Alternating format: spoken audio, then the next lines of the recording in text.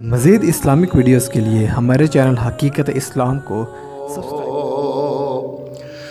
بڑا ہی مرتبہ اونچا ملا صدیق اکبر کو، ہے کرتا یاد قرآن میں خدا صدیق اکبر کو، اور رکھا ہے ساتھ اپنے قبر میں بھی شاہ عالم نے، کرے پھر کون آقا سے جدا صدیق اکبر کو، اور رسول پاک نے معراج کی تصدیق کرنے پر لقب صدیق اکبر کا دیا صدیق اکبر کو، اور لعاب اپنا لگا کر سرور عالم نے ایڑی پر ہمیشہ کے لیے بخشی شفا صدیق اکبر کو۔ انتہائی قابل قدر قابل عزت حاضرین و سامعین، جمادی ثانی کا مہینہ ہے، اور یہ مہینہ دم ساز پیغمبر، ہمراز پیغمبر، منبع جود و عطا، مرکز مہر و وفا، یار غار مصطفیٰ، یار مزار مصطفیٰ، رفیق سفر، رفیق خضر، رفیق مکہ، رفیق مدینہ، اور رفیق محبوب اکبر جناب سیدنا صدیق اکبر رضی اللہ تعالی عنہ، آپ کے وفات کے حوالے سے، وصال باپاک کے حوالے سے یہ مہینہ آپ کی ذات کو خراج تحسین پیش کرنے کا مہینہ ہے، اور ہم کیوں نہ کریں کہ جس ذات کو خراج تحسین خود خداوند قدوس نے، رب لم یزل نے خود قرآن مجید میں جس صدیق اکبر کی عظمتوں کو بیان کیا، اور نبی رحمت صلی اللہ علیہ وسلم نے اپنے فرمودات ذیشان میں جس صدیق اکبر کی صداقت، عظمت، وفا، محبت اور عشق مصطفیٰ کو خود حضور نبی کریم صلی اللہ علیہ وآلہ وسلم نے بیان فرمایا۔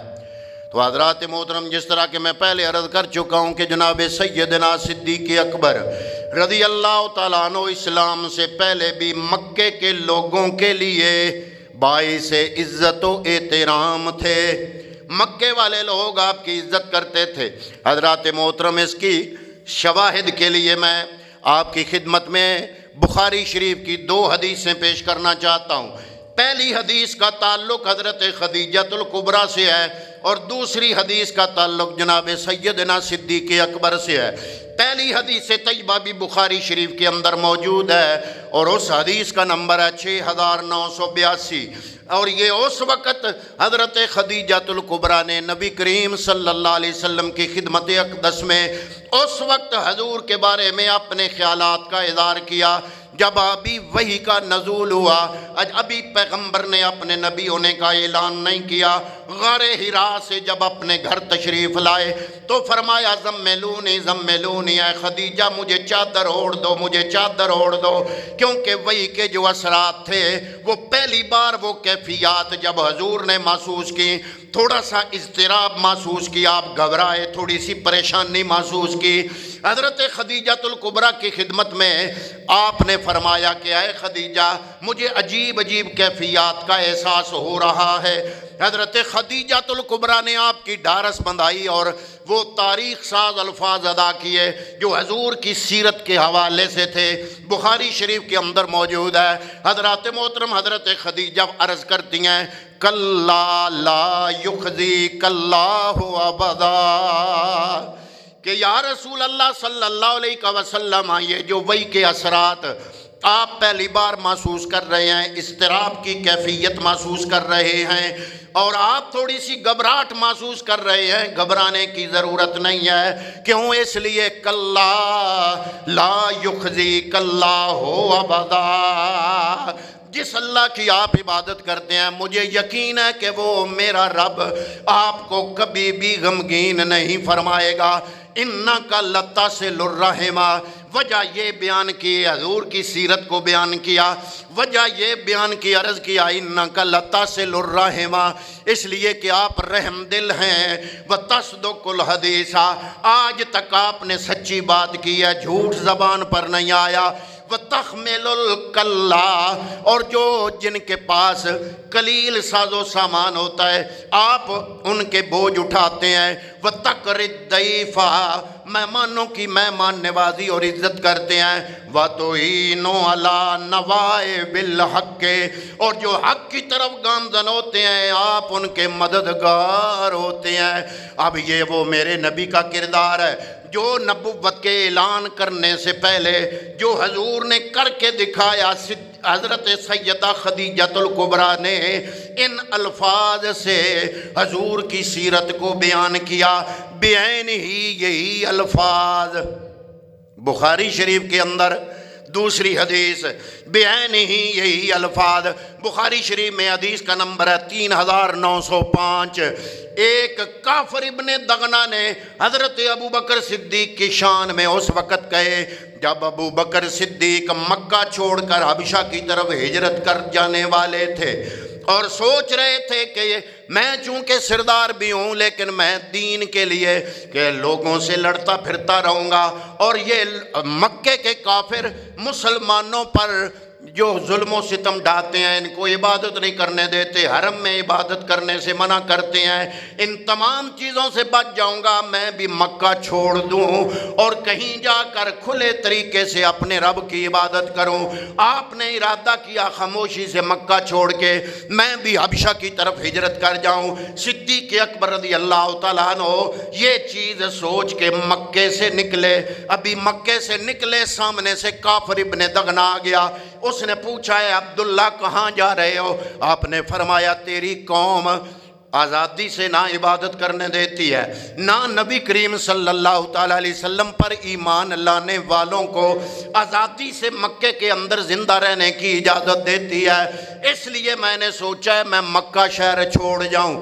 وہ ہاتھ باندھ کے کھڑا ہو گیا، اس نے کہا جس خدا کی تو عبادت کرتا ہے اس خدا کا واسطہ تجھے تم مکہ نہ چھوڑنا۔ آپ نے فرمایا وجہ کیا ہے؟ اتنے لوگ تو مکہ چھوڑ کے حبشہ کی طرف چلے گئے، میں کیوں نہ مکہ چھوڑوں؟ اس نے کہا تیرے جیسا بندہ اگر شہر مکہ چھوڑ گیا تو اللہ تعالیٰ اس شہر پر عذاب نازل کرے گا۔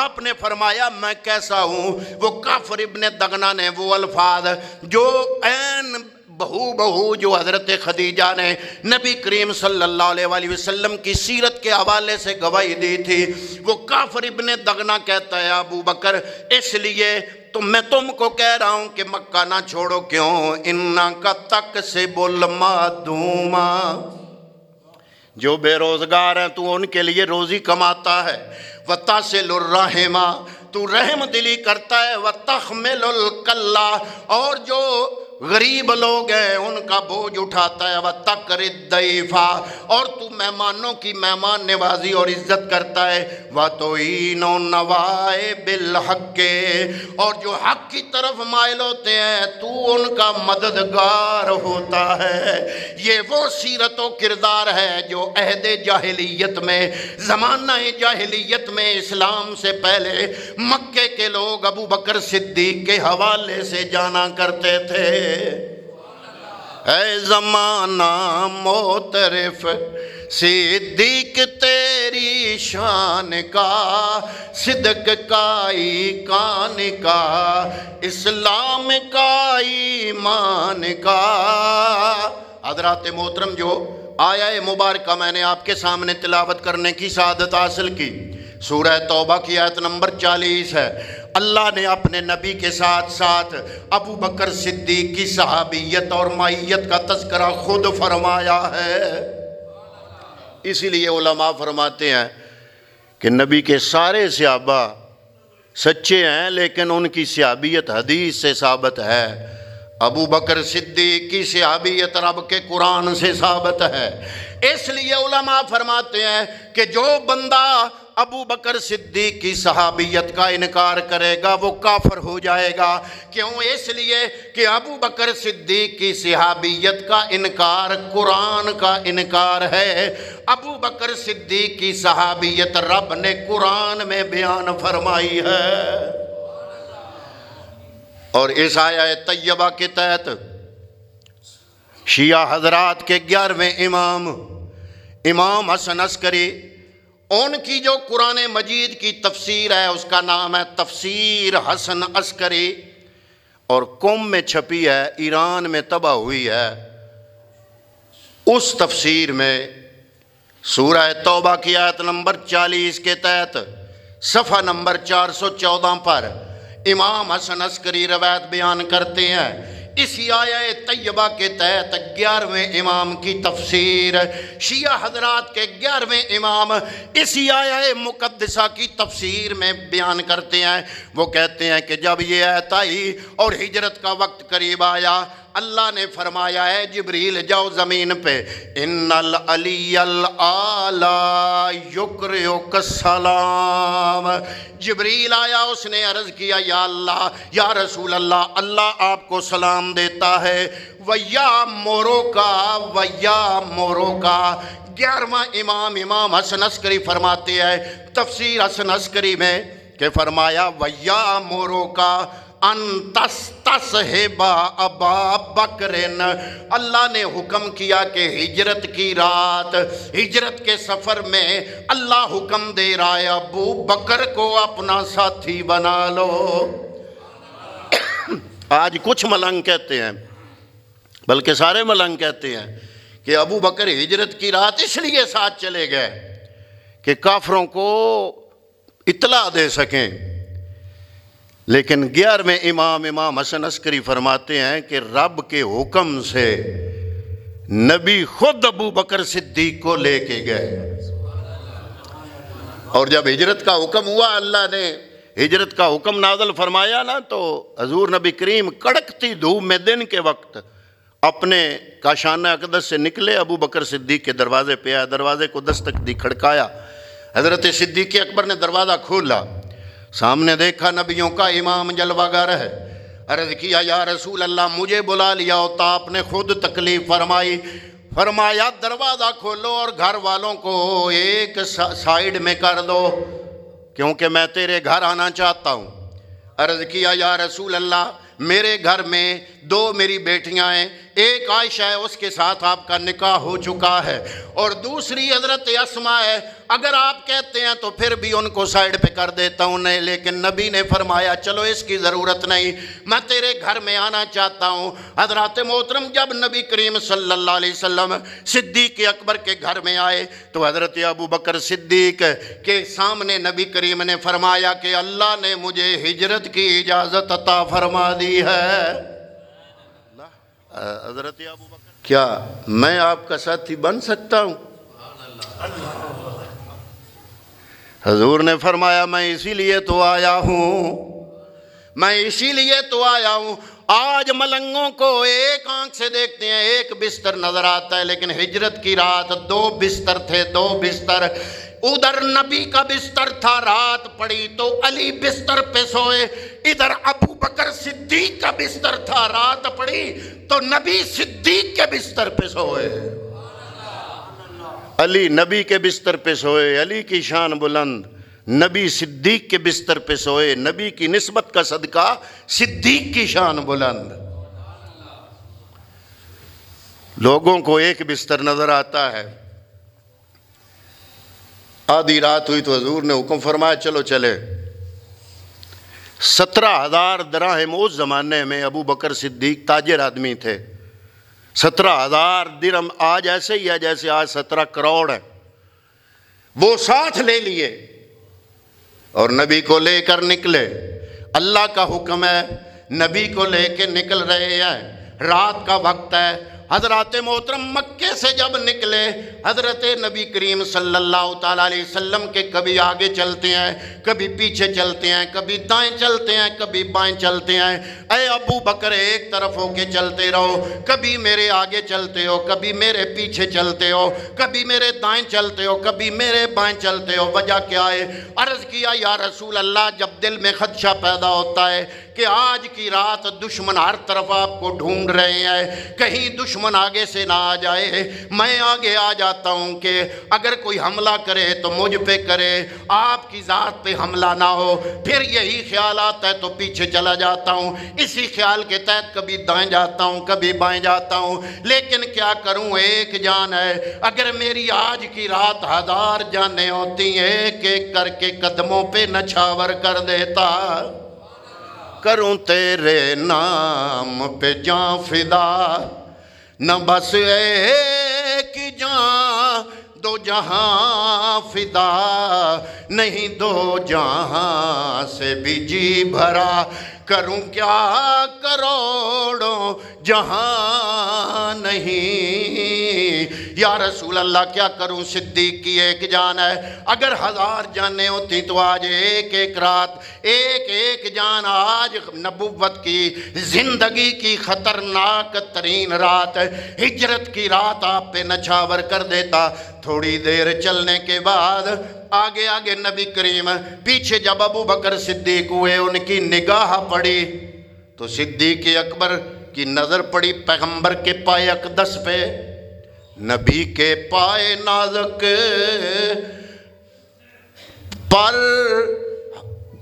قدم پر چوٹ کھاتے تھے۔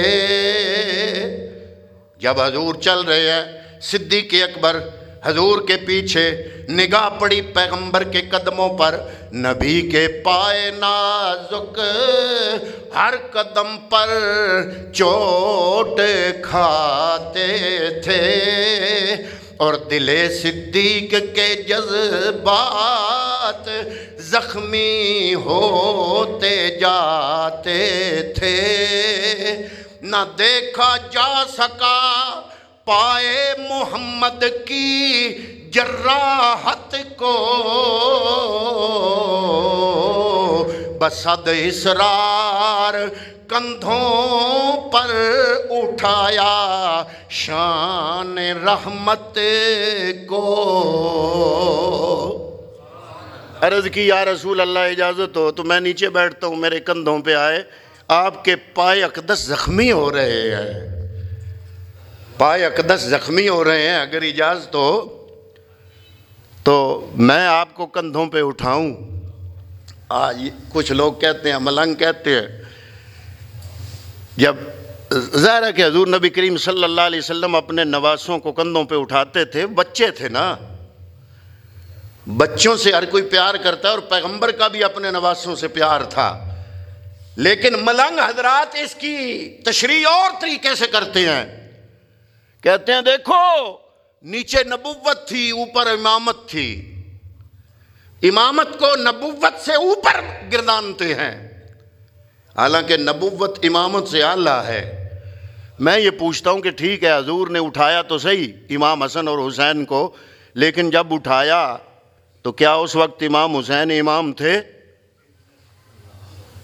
امام حسن اس وقت امام تھے؟ حضور کے وصال کے بعد بقول ملنگ حضرات کے پہلے امام علی، پھر دوسرے حسن، پھر تیسرے حسین بنے۔ علی کی موجودگی میں حسن امام نہیں تھے، اور حسن کی موجودگی میں حسین امام نہیں تھے۔ اور جب نبی بچپن میں اٹھاتے تھے، نواسوں کو کندھوں پہ اٹھاتے تھے، عزت بڑی ہے نواسوں کی، لیکن نبی نے صرف حسن حسین کو تو کندھوں پہ نہیں اٹھایا، نبی نے تو آپ کی ایک نواسی تھی حضرت زینب، جو حضور کی بڑی بیٹی ہیں، حضرت زینب، ان کی بیٹی تھیں، ان کا نام تھا امامہ، اور حضرت فاطمہ الزہرا نے وصیت بھی فرمائی تھی کہ اے علی میرے وصال کے بعد میری بیٹی ام کلثوم اور میری بیٹی زینب یہ چھوٹی ہیں، ان کی تربیت کے لیے میرے وصال کے بعد آپ امامہ سے شادی فرما لینا۔ تو حضرت فاطمہ الزہرا کی وصیت کے مطابق حضرت علی نے حضرت امامہ سے شادی بھی فرمائی۔ حضرت علی نے اپنی 2 بیٹیوں زینب اور ام کلثوم کی پرورش کے لیے ان سے نکاح فرمایا۔ اور یہ امامہ کون ہے؟ جو حضور کی بیٹی زینب، حضور کی بیٹی کا نام بھی زینب، علی کی بیٹی کا نام بھی زینب، تو سلام اللہ علیہما۔ تو آپ نے ان کو اپنی ازدواج میں لیا۔ اب کبھی حضور حضرت امامہ کو اپنے کندھوں پہ بٹھاتے ہیں، تو اب جو تعبیر ملنگ کرتے ہیں کہ نبوت نیچے تھی امامت اوپر تھی، تو کیا امامہ اوپر تھیں؟ نبی اگر کسی سے محبت کرتے ہوئے کسی کو سینے پہ لٹائے، کسی کو کندھوں پہ اٹھائے، کسی کو چومے، تو اس سے نبوت کی شان میں کمی نہیں، اعلیٰ نبی ہے۔ اور نبی کے چومنے سے، کندھوں پہ اٹھانے سے، اپنے سینے پہ لٹانے سے ان کی شان بڑی تو ہے، لیکن ان کی شان نبی سے زیادہ نہیں ہو سکتی۔ نبی اوپر، امامت نیچے، نبوت اوپر، امامت نیچے۔ تو یہ جو تصور پیش کرتے ہیں، چلو آپ کا تصور مانا، وہ حسن حسین تو چھوٹے تھے، چھوٹے بچوں کو تو ہر کوئی اٹھا ہی لیتا ہے۔ اب ہجرت کی رات 53 ایئرز کے مصطفیٰ ہیں اور 51 ایئر کے ابو بکر ہیں۔ ابو بکر کے کندھوں پہ مصطفیٰ، حسین اگر نبی کے کندھوں پہ بیٹھے تو نبی کے جسم سے لگنے کی وجہ سے حسین کی شان بلند، اور جب ہجرت کی رات نبی صدیق کے کندھوں پہ بیٹھے تو صدیق کے ران، نبی کے ران صدیق کی گردن پر، اور نبی کی پنڈلیاں صدیق کے علم نشرہ لکا صدرکا والے سینے پر، اور پیغمبر کی ایڑیاں صدیق اکبر رضی اللہ تعالیٰ عنہ کے پیٹ پر، اور پیغمبر کا سینہ صدیق اکبر کی گدی اور گردن کے ساتھ۔ یہ کتنا خوبصورت منظر ہے۔ اسی لیے اللہ نے قرآن کی اس آیت میں یہ جو فرمایا نا کہ اللہ تنصروہ فقد نصرہ اللہ، اللہ نے یہ ہجرت کا واقعہ بیان کیا، اے محبوب اللہ نے آپ کی مدد کی۔ ایک اور مقام پہ قرآن میں ہی اللہ فرماتا ہے کہ وَلَقَدْ نَصَرَكُمُ اللَّهُ بِبَدْرٍ، بدر میں بھی اللہ نے مدد کی۔ اب لفظ، واقعات مختلف ہیں، لفظ ایک ہے، دونوں قرآن میں بیان ہیں۔ بدر کا واقعہ بھی قرآن میں، ہجرت کا واقعہ بھی، بولیے۔ اب بدر میں جب 313 تھے، 2 گھوڑے، 6 تلواریں، 8 زریں، 313 بندے، سامنے لشکر جرار، ہزاروں تلواریں، ہزاروں نوجوان، ہزاروں جنگجو جب مقابلے میں آئے، میرے پیغمبر نے فرمایا اے میرے غلاموں پریشان نہ ہونا، رب نے وہی نازل کیا وَلَقَدْ نَصَرَكُمُ اللَّهُ بِبَدْرٍ، اللہ بدر میں تمہاری مدد کرے گا۔ یا اللہ مدد کی؟ فرمایا ہاں۔ یا اللہ کیسے؟ فرمایا 5000 فرشتے نازل کر کے۔ اب ذرا توجہ کرنا، اپنے ذہنوں کی کھڑکیاں کھولنا، کانوں کے ساتھ ساتھ اپنا ذہن، اپنا شعور میری طرف متوجہ کرنا۔ جب اللہ بدر میں مدد کرے تو فرشتے نازل ہوتے ہیں۔ یا اللہ بدر میں تو نے کیسے مدد کی؟ فرمایا 5000 فرشتے نازل کیے، یہ اللہ کی مدد تھی۔ وَلَقَدْ نَصَرَكُمُ اللَّهُ بِبَدْرٍ، یہ بدر میں رب کی مدد تھی۔ اور اس آیت میں فرمایا کہ إِلَّا تَنْصُرُوهُ فَقَدْ نَصَرَهُ اللَّهُ، اے محبوب ہجرت کی رات اللہ مدد کرے گا۔ یا اللہ بدر میں تو تیری مدد تھی، فرشتے آئے، ہجرت میں کیا تو نبی کے ساتھ چلے گا؟ فرمایا بدر میں رب کی مدد فرشتوں کی صورت میں آئی، ہجرت کی رات رب کی مدد ابو بکر صدیق کی صورت میں آئی۔ میں نے جو بات کی ہے آپ اس کی وسعت تک نہیں پہنچے۔ رب کی مدد بدر میں کیسے آئی؟ فرمایا 5000 فرشتے، ان کا نزول رب کی مدد تھی۔ یا اللہ ہجرت کی رات تو نے کیسے مدد کی؟ فرمایا میں نے ایسے مدد کی کہ کبھی نبی کو کندھوں پہ اٹھایا ابو بکر نے، اور کبھی پیغمبر کے لیے غار صاف کی ابو بکر نے، اور کبھی سوراخ پہ ایڑیاں رکھ کے سانپ سے ڈسوایا اور پیغمبر کی نیند میں خلل نہ آنے دیا ابو بکر نے۔ یہ ابو بکر کا ساتھ وَلَقَدْ نَصَرَهُ اللَّهُ، یہ اللہ کی مدد ہے۔ تو صدیق کا ساتھ اللہ قرآن میں فرما رہا ہے کس کی مدد ہے؟ اللہ نے مدد کی نبی کی کس صورت میں؟ صدیق کی صورت میں۔ تو اب کوئی ملنگ اگر صدیق کو ہی داغدار کرے گا تو صدیق ہی صرف داغدار نہیں ہوگا، رب بھی، استغفر اللہ، کہ جس کا یہ انتخاب تھا۔ حضرات محترم جب غار پہ پہنچے نا تو یہ تو اندر چلے گئے تو اللہ نے حکم دیا مکڑی کو جالا باندھ دے، کیونکہ کافر تلاش میں تھے۔ جب جالا دیکھیں گے تو کافر کو یقین ہو جائے گا کہ غار میں کوئی نہیں، کیوں جالا تو نہ ہوا ہے۔